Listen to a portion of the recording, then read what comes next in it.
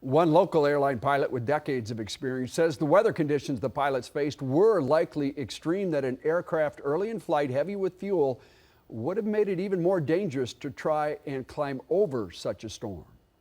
The thunderstorms in that part of the world are so huge you're not going over them in a commercial airliner. Captain Chris Mano is a commercial airline pilot with 29 years experience. He says pilots in Southeast Asia don't get as much information about weather conditions ahead. Over the United States, you'll have aircraft after aircraft, not only in the airline we fly for, but in other airlines exchanging information. This route is good, this is clear, this is not clear, there's not a smooth ride here.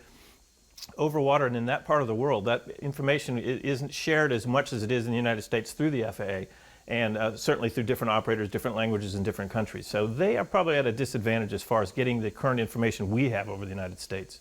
Captain Mano is confident the wreckage of this aircraft will be found.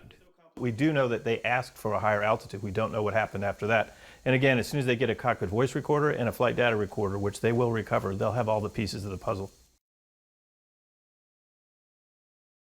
Runs on board that AirAsia missing flight. Ken Jenkins, an aviation crisis consultant who helped families of the still missing Malaysian Airlines flight. He says AirAsia is doing exactly what it should be doing for those families. The CEO has come forward. He's made a very compassionate statement to the families. They have an emergency operations center that they've already set up. They're providing information as they receive it to the families, and they're doing the best they can to take care of them at the board point of the flight and the off point of the flight, which is Singapore.